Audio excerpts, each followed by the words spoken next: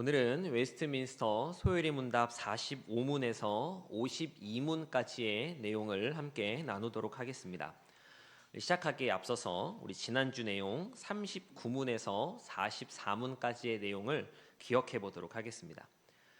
39문부터 이제 소요리 문답 2부에 해당하는데, 그 주제는 하나님께서 요구하시는 의무, 하나님께서 요구하시는 무엇이요? 의무에 대한 것이었습니다. 하나님께서 사람에게 요구하시는 의무가 무엇인지 기억이 나십니까? 두 글자로 무엇이었을까요? 순종이었습니다. 순종. 이를 위해 하나님께서는 도덕법을 우리에게 주셨고, 이 도덕법이 요약 설명되어 있는 곳이 어디였을까요? 십계명이었습니다.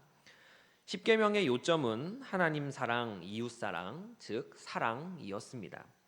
십계명은 바로 계명부터 시작하지 않고 먼저 서문이 있었습니다. 서문이 있는데, 이 서문에는 어떤 내용이 있었냐면, 나는 너의 하나님이다 라고 하는 것과 나는 너를 종되었던 애굽 땅에서 건져내었다 라고 하는 것이 들어 있었습니다.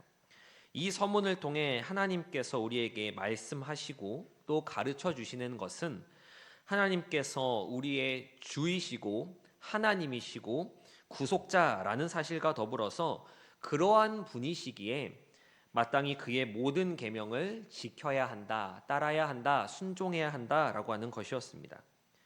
이제 오늘부터 본격적으로 십계명의 내용을 확인합니다. 소요리 문답에서 십계명은 상당히 많은 분량을 차지합니다. 전체 문답의 양으로 볼 때 약 4분의 1 정도가 이 십계명에 해당하는 부분이라고 말씀드릴 수 있겠습니다. 이 십계명은 우리가 잘 아는 것처럼 하나님 사랑에 대한 몇에서 몇 가지의 계명일까요? 1에서 4계명까지의 내용이 있고, 이어지는 이웃 사랑 5에서 10계명까지의 내용으로 이제 구성되어 있습니다. 이 시간에는 하나님 사랑에 해당하는 1에서 4계명 가운데 1계명과 2계명을 보도록 하겠습니다. 문답의 개수는 좀 많지만 서로 겹치는 부분들도 있기에 내용 자체는 길지 않습니다. 우리 담임 목사님께서 주일마다 십계명의 계명을 자세하게 또 적용하기 쉽게 그렇게 전해주고 계시기에, 우리는 계명 하나하나를 좀 연구하며 다루기보다는 소요리 문답이 설명하고 있는 내용 위주로 이러한 흐름에서 십계명을 정의하고 있다라는 정도로 확인해 보도록 하겠습니다. 오늘은 조금만 하겠습니다. 조금만 하겠습니다. 자, 이제 96쪽 45문을 보도록 하겠습니다. 96쪽 45문입니다. 45문부터 48문까지가 십계명 1계명입니다. 그래서 여백에 45에서 48이라고 이렇게 1계명 이렇게 적어주시면 되겠습니다. 45번부터 48번까지가 십계명 1계명입니다. 우리가 45문부터 48문까지 쭉 이어서 묻고 답할 텐데, 혹시 내용 중에 네모를 그려놓거나 밑줄을 쳐야 할 부분들은, 또 설명이 필요한 부분들은 바로바로 말씀을 드리겠습니다. 45문 읽겠습니다. 제1계명은 무엇입니까? 제1계명은 너는 나 외에는 다른 신들을 내게 두지 말라입니다. 우리 한 장 넘기셔서 46문입니다. 오늘은 읽으시는 것이 좀 많습니다. 46문 읽겠습니다. 제1계명에서 요구하는 것은 무엇입니까? 제1계명이 우리에게 요구하는 것은 하나님께서 유일하신 참 하나님이심과 우리의 하나님이심을 알고 인정하는 것과, 그리고 합당하게 그를 경배하고 영화롭게 하는 것입니다. 우리 46문답의 네모를 좀 그려보겠습니다. 먼저 알고 인정하는 것, 알고 인정하는 것, 여기에 네모를 그려주시고, 알고 인정하는 것. 그 다음에 합당하게 그를 경배하고 영화롭게 하는 것, 여기에도 네모를 그려주시면 되겠습니다. 합당하게 그를 경배하고 영화롭게 하는 것입니다. 1계명에서 요구하는 것, 1계명에서 말하고 있는 것은 알고 인정하는 것과 합당하게 그를 경배하고 영화롭게 하는 것입니다. 두 가지를 요구하는 것이지요. 그럼 무엇을 알고 무엇을 인정해야 하는가라고 하면 두 개를 말하는데, 두 가지를 말하는데, 우리 이번엔 밑줄을 그어 보겠습니다. 하나님께서 유일하신 참 하나님이심, 여기에 밑줄을 먼저 그어 주시고, 하나님께서 유일하신 참 하나님이심. 그리고 다음으로 우리의 하나님이심, 우리의 하나님이심, 이 두 부분에 밑줄을 그어 주시면 좋겠습니다. 이 두 가지, 하나님께서 유일하신 어떤 하나님이요? 참 하나님이심과 이 하나님이 누구의 하나님이라고요? 우리의 하나님이다라고 하는 것을 알고 인정하는 것입니다. 또 한 장 넘기셔서 47문 보겠습니다. 47문입니다. 제1계명이 금하는 것은 무엇입니까? 제1계명이 금하는 것은 참 하나님을 부인하거나 그분을 우리의 하나님으로, 그리고 하나님으로 경배하지도 영화롭게 하지도 않는 것입니다. 그리고 그분에게만 합당한 경배와 영광을 다른 것에 드리는 것입니다. 46문은 1계명이 요구하는 것에 대해서 이야기를 하고, 뒤이은 47문은 1계명에서 금하는 것을 이야기합니다. 무엇을 금하시는가 하면 참 하나님을 부인하거나 그분을 우리의 하나님으로, 그리고 우리의 참되신 하나님으로 경배하지도 영화롭게 하지도 않는 것을 금하시고, 이 내용들은 46문에서 말하고 있는 것과는 정반대의 그러한 내용들이지요. 이렇게 내용이 연달아서 나온다라고 하는 것은 그만큼 중요하다라는 것을 의미합니다. 그리고 금지하는 것이 하나 더 추가되는데, 무엇을 금지하시는가 하면 그분에게만 합당한 경배와 영광을 다른 것에 드리는 것을 금지하십니다. 자, 이렇게 말씀드린 부분들에 밑줄을 한 번씩 그어주시면 좋겠습니다. 무엇을 금하시는지 두 가지 말씀드렸지요. 이 내용들에도 밑줄을 그어주세요. 이어서 48문 보도록 하겠습니다. 한 장 넘기셔서 48문입니다. 제가 읽겠습니다. 제1계명에 있는 나 외에는 이라는 말씀은 우리에게 특별히 무엇을 가르칩니까? 제1계명에 있는 나 외에라는 말씀이 우리에게 가르치는 것은 만물을 감찰하시는 하나님께서 우리가 어떤 다른 신을 섬기는 죄를 중히 보시고 매우 노여워하신다는 것입니다.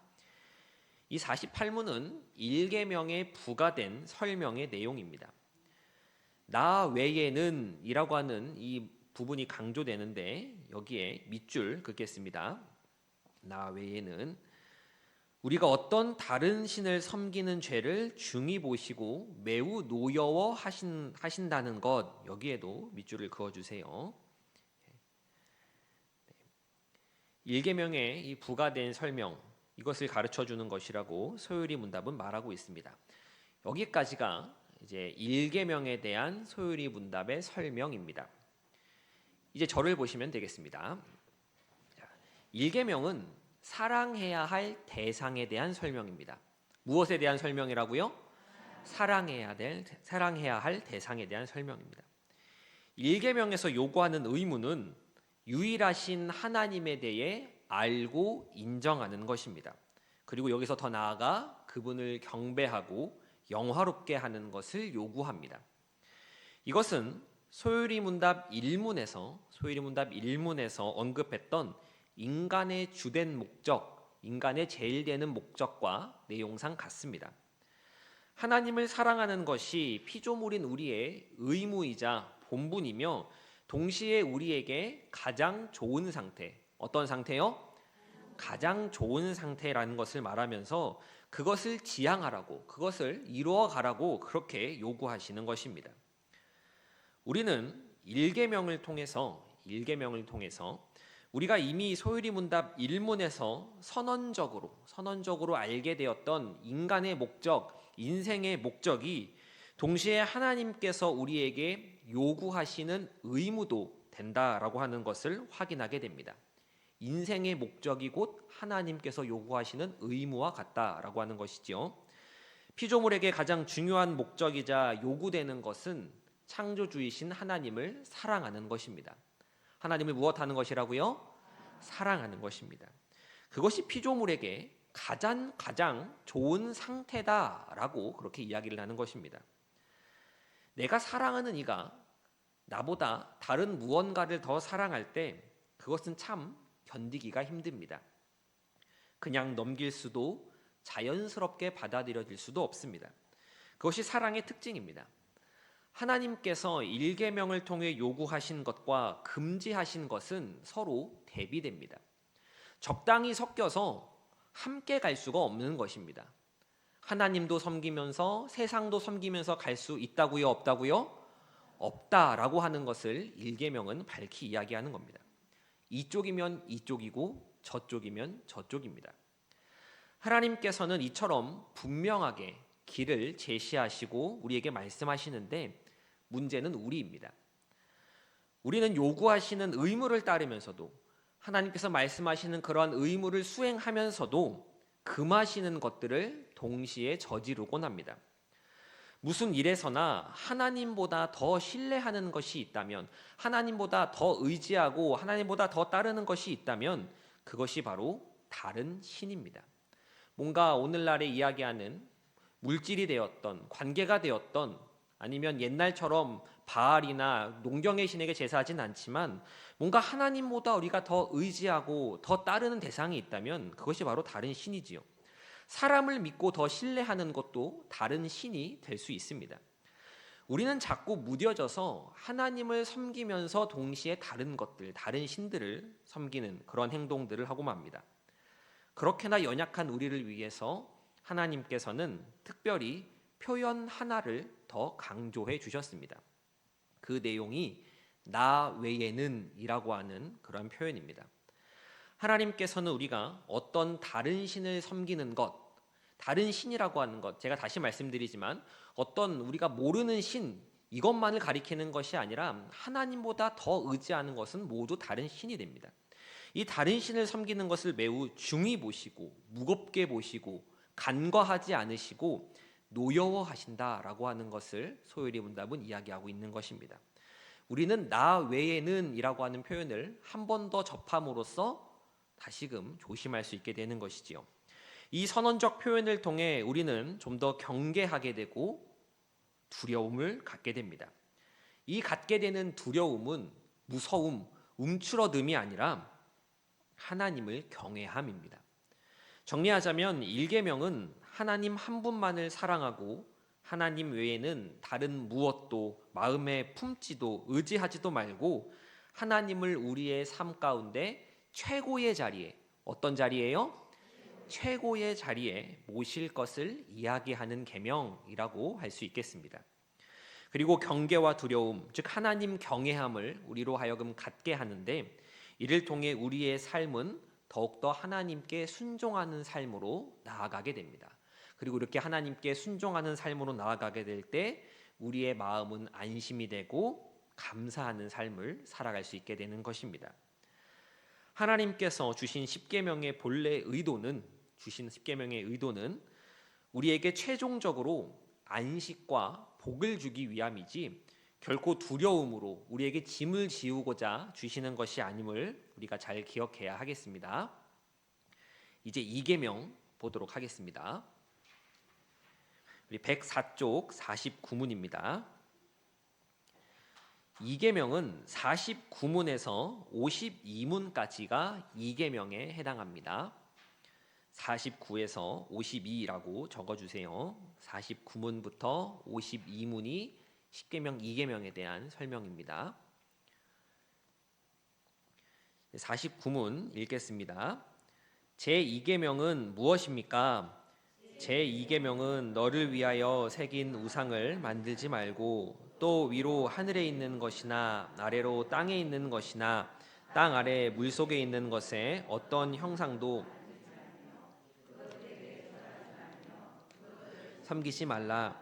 나 내 하나님 여호와는 질투하는 하나님인즉 나를 미워하는 자의 죄를 갚되 아버지로부터 아들에게로 3, 4대까지 이르게 하거니와 나를 사랑하고 내 계명을 지키는 자에게는 1000대까지 은혜를 베푸느니라입니다. 우리 한 장 넘기셔서 50문 읽도록 하겠습니다. 50문 읽겠습니다. 제2계명에서 요구하는 것은 무엇입니까? 제2계명에서 요구하는 것은 하나님께서 그분의 말씀에 정하신 대로 모든 경건한 예배와 규례를 받아서 준수하고 순전하고 흠없이 지키는 것입니다. 책에 오타가 있지요. 경건을 우리 경건으로 고쳐주세요. 이게 발음도 안 되네요. 경건을 고쳐주세요. 2계명에서 요구하는 것은 받아서 준수하고 순전하고 흠없이 지키는 것입니다. 이 표현들의 한번 네모를 그려주시면 좋겠습니다. 받아서 준수하고 순전하고 흠없이 지키는 것. 여기에 네모를 그려주세요. 이 말들을 이제 영어를 번역함에 있어서 이제 조금씩 다르게 표현할 수 있는데 좀 다른 표현으로 하자면 받아들이고 순종하며 깨끗하고 완전하게 지키라라는 그러한 것입니다. 받아들이고 순종하며 깨끗하고 완전하게 지키라라는 것이 이제 얘기하는 것이죠. 자, 그러면 지키라는데 무엇을 지켜야 하는가라고 하면 여기는 밑줄을 그어 보도록 하겠습니다. 모든 경건한 예배와 규례입니다. 모든 경건한 예배와 규례. 우리가 받아서 준수하고 순전하고 흠없이 지켜야 되는데 무엇을 지켜야 하냐면 모든 경건한 예배와 규례입니다. 그럼 이 모든 경건한 예배와 규례는 어디서 비롯되는 것일까라고 하면 하나님께서 그분의 말씀에 정하신 것들입니다. 그분의 말씀에 정하신 대로 여기에도 밑줄을 그어주세요. 하나님께서 그분의 말씀에 정하신 대로 이렇게 밑줄을 그으면 하나님께서 그분의 말씀대로 정하신 대로 여기에 밑줄이 있겠고 모든 경건한 예배와 규례 여기에 밑줄이 있겠고 받아서 준수하고 순전하고 흠없이 지키는 것에는 네모가 그려져 있을 것입니다. 자, 우리말의 어수는 중요한 말이 뒤에 나옵니다. 중요한 말이 뒤에 나오죠.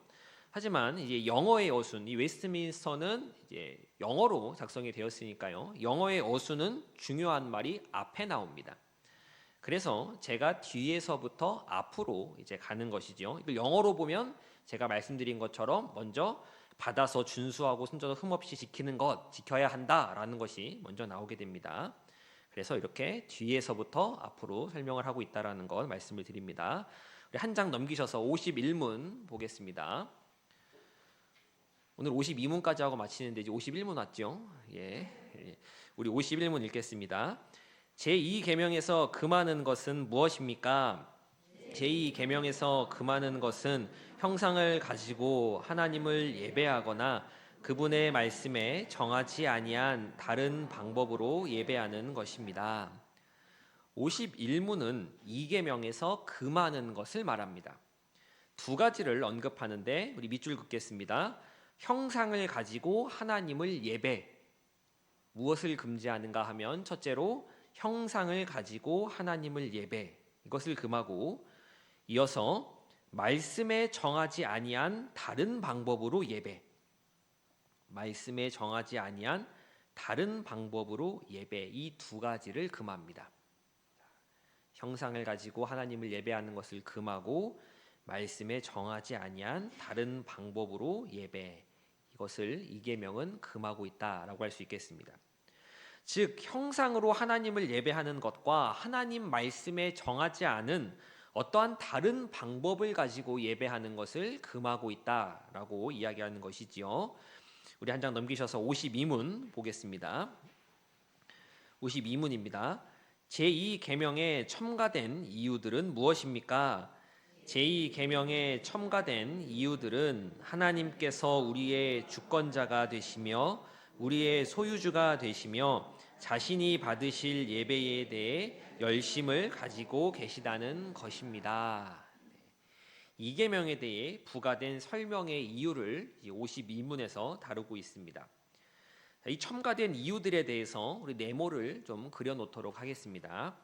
이 세 가지가 나오는데 우리의 주권자 여기에 네모를 먼저 그려주시고 우리의 주권자 그리고 우리의 소유주 여기에도 네모를 그려주시고, 그리고 마지막으로 자신이 받으실 예배에 대해 열심, 여기에 네모를 그려주시면 되겠습니다.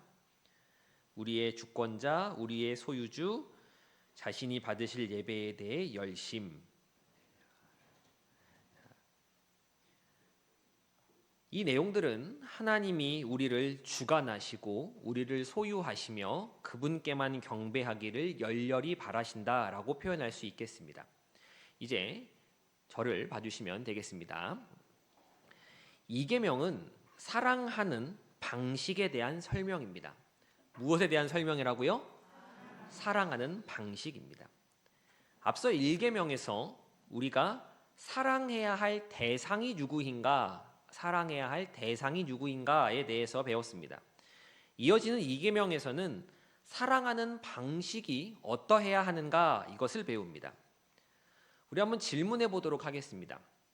사랑은 어떻게 해야 합니까? 사랑은 어떻게 해야 할까요? 사랑하시니까 결혼하셨지요? 그러시지요? 예. 어떻게 해야 잘 사랑하는 것일까요?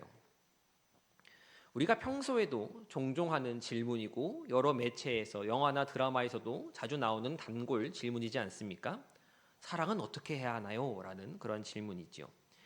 이 계명은 어떻게 사랑해야 하는지, 사랑을 어떻게 해야 하는지에 대해서 알려줍니다. 그 내용, 그 정답은 상대방의 방식대로 하는 것입니다. 어떻게 하는 것이라고요? 상대방의 방식대로 하는 것, 상대방의 방식을 따라주는 것입니다. 상대를 사랑하면서 내 방식대로 내 방식을 강요하며 나는 너를 사랑하는 거야, 나는 당신을 사랑하는 거예요 라고 한다면 그건 올바른 사랑이라고 말하기 어려울 뿐더러 되려 상대방을 화나게 만들고 상대방을 불편하게 만들 뿐입니다. 우리가 하나님을 예배한다라고 할 때, 우리가 하나님을 사랑한다라고 할 때 그것이 하나님을 기쁘시게 하는 예배인지 아니면 그저 내가 좋아서 그냥 나의 만족을 채우고자 하는 그러한 예배인지 우리는 돌아볼 수 있어야 합니다. 우리는 예배를 어떻게 드리고 있습니까? 또한 공예배뿐 아니라 우리의 삶이 곧 예배라고 말하지 않습니까? 우리의 삶이, 매일의 삶이 하나님께 드리는 예배인데 이 삶은 하나님 앞에서 어떠한지도 우리는 돌이켜볼 수 있어야 합니다. 내 방식대로 함이 아니라 하나님의 방식대로, 누구의 방식대로요? 하나님의 방식대로 해야 함을 이 계명은 가르치고 있는 것입니다. 이를 보며 이렇게 이야기할 수 있습니다. 그럼 하나님이 나를 사랑하신다는데 하나님은 당신을 사랑하십니다 라는 이야기를 우리가 여러 번 많이 듣지 않습니까? 하나님이 나를 사랑하신다는데 내가 원하는 방식대로 좀 사랑해 주시면 안 되는 걸까요? 라는 질문을 할 수 있을 것 같습니다. 사랑은 상대방에 맞춰주고 상대방에 따라주는 것인데 하나님이 나를 사랑하시면 좀 내가 원하는 것을 좀 주시면 안 되는가? 라고 하는 것이지요. 그러나 우리가 이러한 질문에 앞서서 알고 있어야 되는 것, 우리가 기억하고 있어야 하는 것은 무엇이냐면 타락한 인간, 죄와 비참의 상태에 빠져 있는 인간이 할 줄 아는, 할 수 있는 사랑은 한계가 있고 완전하지 않다라고 하는 사실입니다. 완전하다고요? 완전하지 않다고요? 완전하지 않습니다. 예컨대 하나님 나를 사랑하시면 나에게 돈을 주세요. 나에게 로또를 맞게 해주시고 내가 투자하는 것마다 다 대박이 나게 해주시고 길 가다가도 돈을 줍게 해주시고 제가 돈 때문에 걱정한 일이 없게 해주세요 라고 하거나 하나님 나를 사랑하시면 제가 죽을 때까지 무병장수하게 해주세요. 모든 질병에 나를 피해가게 해주시고 아픈 일 없게 해주시고 건강하게 오래오래 삶을 누리다가 그렇게 하나님 천국에 갈 수 있도록 해주세요 라고 할 때 그렇게 우리가 하나님께 요구한다 그렇게 말씀드린다 라고 할 때 정말 내가 돈이 많은 것, 돈이 많아지는 것, 내가 무병장수하는 것이 나에게 참 자유와 행복과 기쁨을 가져다 주는 것이 맞을지 우리는 곰곰이 생각을 해봐야 합니다. 돈이 있으면 좋지요. 돈이 싫어하는 사람은 없습니다. 하지만 이 돈이 나에게 내가 감당할 수 없을 만큼 많아졌을 때 그 돈이 나를 어떻게 할 줄 모르고 인생에 어떠한 어려움과 문제가 닥칠 줄 모르는데 이 돈 때문에 내가 어떠한 문제에 처하게 되고 가정이 파괴되고 주변 이웃들이 나를 미워하게 되는 어떠한 일이 생기게 될 줄 모르는데 그냥 그런 건 다 제껴놓고 그냥 하나님 나 돈 많이 주세요. 나 아프지 않게 해주세요. 라고 하는 것이 과연 좋기만 한 것일까라는 것을 우리가 생각해 봐야 한다라는 것입니다. 타락한 인간이 하는 생각은 거기서 거기이고 그 수준은 낮을 뿐입니다. 오직 하나님께서 하시는 사랑, 그 사랑의 방식만이 온전하고 순결하고 우리에게 가장 좋은 것이다 라고 하는 것을 우리는 알고 있어야 하고 기억해야 합니다. 때문에 하나님께서 원하시는 방식대로, 누가 원하시는 방식대로요? 하나님께서 원하시는 방식대로 인간이 따르는 것이 인간에게는 가장 좋은 복입니다. 내 생각을 넘어서는 하나님의 생각으로, 하나님의 지혜로 우리의 삶을 보듬어가는 것이 우리에게 복인 것입니다. 1계명과 비슷한 이야기가 반복이 됩니다. 이 계명은 하나님의 요구인 동시에 곧 우리에게 있어 유익이고 복입니다. 무엇이 복된 자리인지를 안다면 복된 자리를 택해야 하지 않겠습니까? 온전한 사랑은 하나님 편에서만 나오며 하나님 편에서만 찾을 수 있습니다. 세상에 완벽한 사랑은 없지요. 부부간에도 완벽한 사랑을 꿈꾸며 결혼하고 그렇게 생활을 하시지만 완벽하지 않다는 것을 우리는 너무나 잘 알고 있습니다. 온전한 사랑은 누구에게만 있다고요? 하나님께만 있다. 하나님의 방식에만 있다라는 것을 우리는 잊지 말아야 합니다.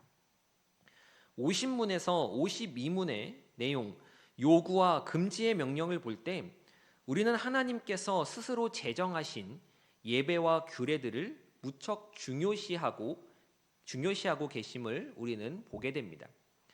이에 대해 계명 외에 부과된 말씀으로 그분께서 얼마나 거짓된 예배를 싫어하시는지, 또 반대로 참된 예배자, 영과 진리로 나아가는 예배자를 얼마나 기뻐하시고 사랑스러워 하시는지를 우리는 다시금 보게 됩니다. 정리하자면 이 계명은 우리가 하나님을 어떻게 사랑해야 하는가, 어떻게 예배해야 하는가, 이것에 대한 가르침이라고 할 수 있겠습니다. 우리는 하나님께서 원하시는 방식으로 해야 합니다. 제가 이 원하시는 방식이라는 것을 계속 말씀드리고 계속 반복하고 있는데 이게 중요해서 그렇습니다. 하나님께서 원하시는 방식입니다.